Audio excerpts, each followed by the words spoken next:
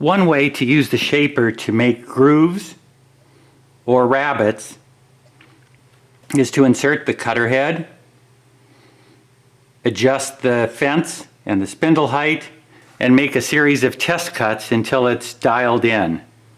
In this video, I'm going to demonstrate how to set up a Martin T12 shaper so that for a specific tooling, the presets will allow you to program and set the parameters so that you do not have to make any test cuts and can get exactly what you want. This is an adjustable groover from Rangate. Even though this is a groover that has a range between 30 and 60 millimeters on the specification sheet, it indicates that the minimum width is 30.6 millimeters. When I checked to make a groove, I was able to confirm the exact measurement. This is 30.5, and this spacer is 0.1, and this fits in just right.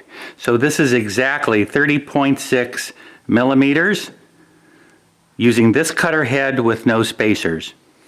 The setup is made easier if you happen to have spacer blocks, and I think Woodpeckers makes a nice set. And for the spacers, I made a holder for them, and I labeled each of them so that I know for each spacer the exact thickness. The first thing I'm going to do is insert 40 millimeters of spacer, then the tooling,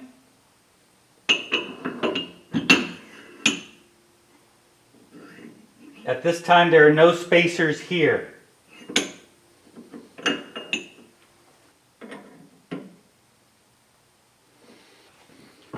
With my cutter head installed now, I want to have it set so that it's just a little bit off of the table from the bottom of the cutter to the table, and just a little bit forward, so I will have a cut that is not too shallow and not too deep, perhaps somewhere around 8 millimeters or so. This is the screen of the Martin T12 shaper with options along the top, and here you'll see this is the spindle height, and this will be the fence position, and this will be the offset. For now, we need to only focus on the spindle height, the fence position, and the rotation speed, which now is set at 7,000 RPM, which is right in the middle of the range of the maximum and minimum rotation speed of this cutter head. In looking at these buttons, this is the important one right now, because this is where you can manually move the fence or the spindle up and down or towards you and back using the up and down. So let's start with the spindle. If you'll see when I push here, that's highlighted. So this will then adjust the spindle height up or down. The down arrow moves it down. So if I push this button, as I'm watching the cutter head, I'll see it move down.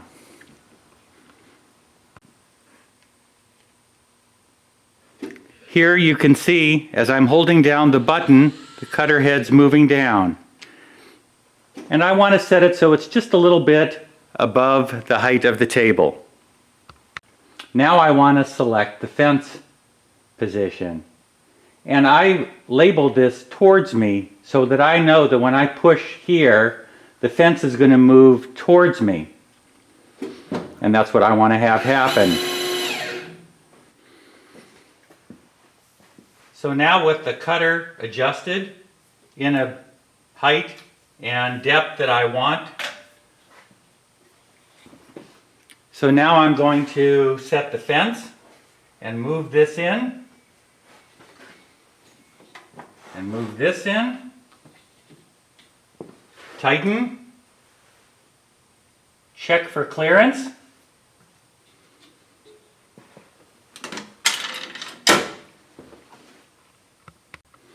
And now I'm going to make a test cut.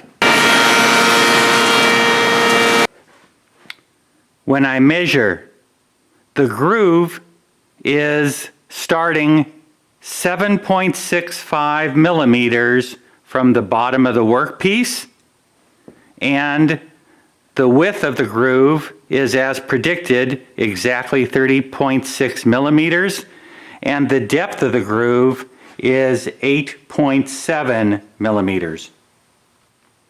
Since this is 30.6 millimeters and this distance is 7.65 millimeters, the distance between the bottom of the workpiece and the top of the cut is 30.6 plus 7.65, which is equal to 38.25.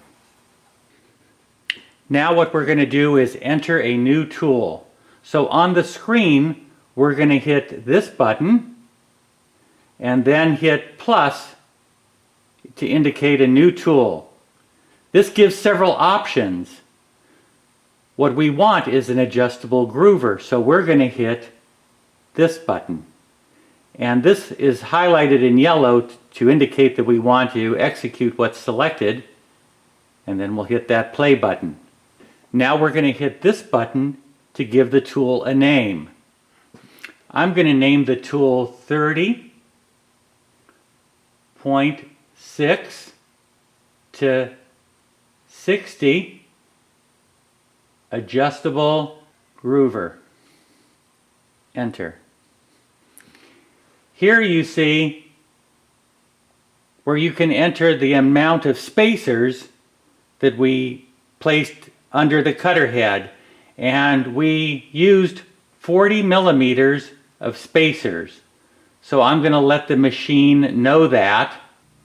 I'm now given two options. The option on the left allows me to reference the bottom or the top of the cutter head, which is my preference, and so I'm going to hit the play button. And now you have a window where you can enter several measurements. Now if you look at this screen, this M5, if you follow it, it has an arrow leading to the top of the cut, which is minimal. And so if I select this button here, which is associated with an icon showing that this is a measurement of that height, then I get to enter the height. What we previously measured was 38.25 as the height from the top of the cut to the bottom of the workpiece. 38.25, and hit the enter button. Now this icon is indicating the relationship between the cutter head and the fence. And when we select this, we want to enter the depth of the cut, which we measured as 8.7. Enter. When I hit M5 now, if you'll look here, you'll see it just calculated the diameter of the cutter head as 159.71, which is approximately 160, but this is probably the more accurate number. And the machine was able to determine this knowing the fence position and the depth of the cut. Now you can see the M6.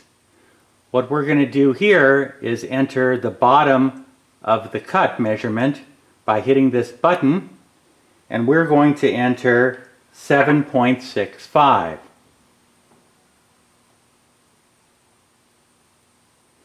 And hit enter. Now I'm going to hit M6.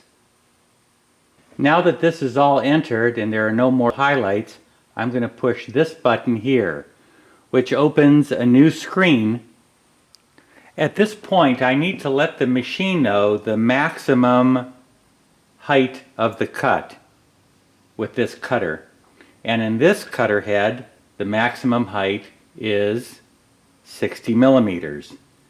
Since I have 7.65 millimeters distance between the bottom of my test cut and the bottom of the wood, I want to enter here the 60 plus the 7.65.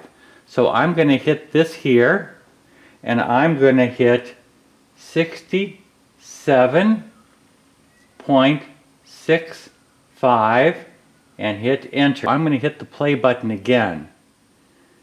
And when I do this, as I hit this play button, this then takes me to another window.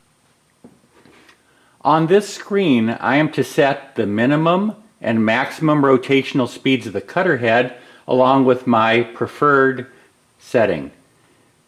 Here's maximum and minimum. I want to first select the maximum, and the maximum is 9,000, and I will hit enter.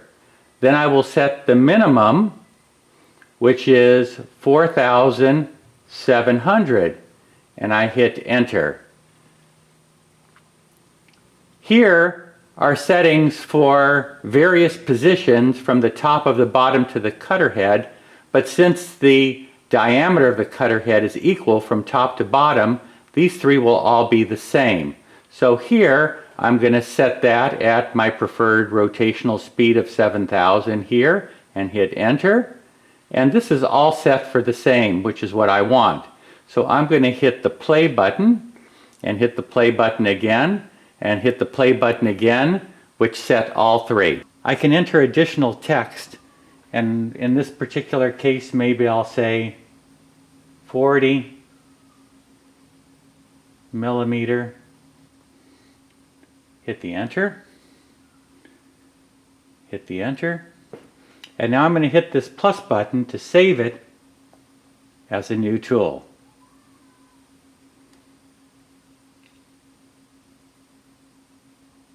Now that I have this tool programmed, I can use my preset to make a specific groove or rabbet without test cuts and have it accurate with the first cut. Now in this example, I want to make a cut that's 40 millimeters in width, that goes 8 millimeters deep, and I want that cut to be 3/4 of an inch from the bottom of the workpiece or the wood. Since 3/4 of an inch is equal to 19.05 millimeters, then what I want is this distance to be 19.05 millimeters.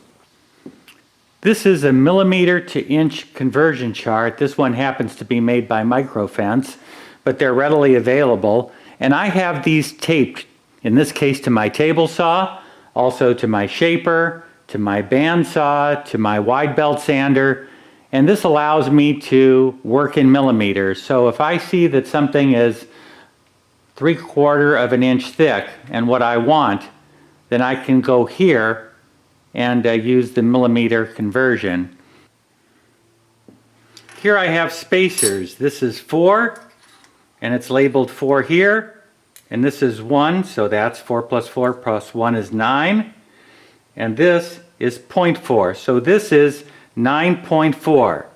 Without spacers, it's 30.6. So I'm going to add these spacers like this. There's 40 millimeters of spacers below the cutter head.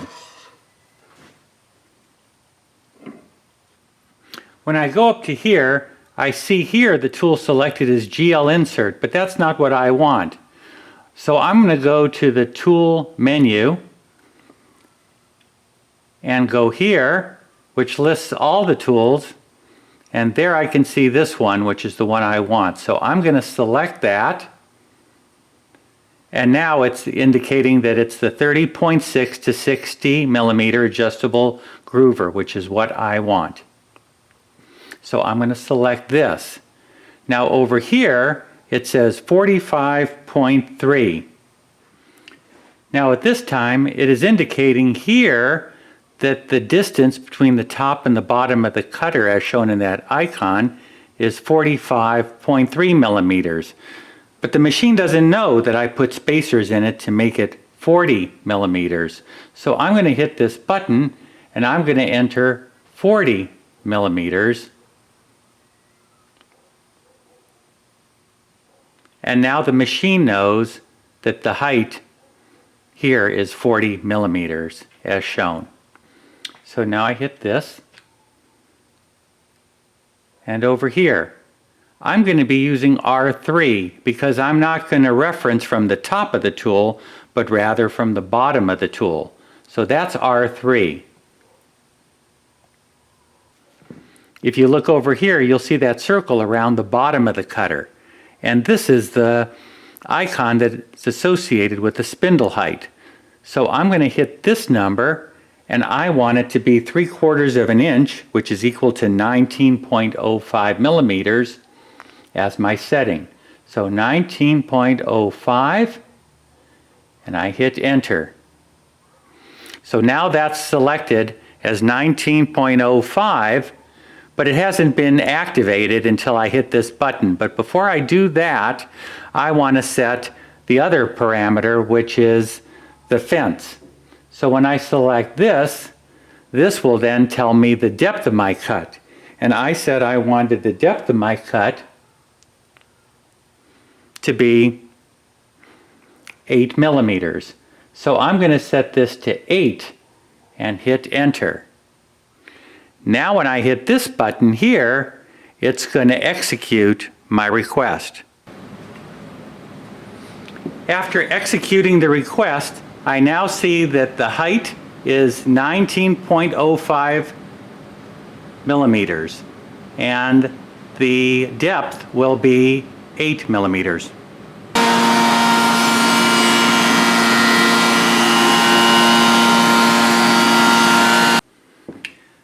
This is the cut. It is exactly 3/4 of an inch from the bottom of the workpiece, and the depth of the cut is exactly 8 millimeters. This is very flush. 0,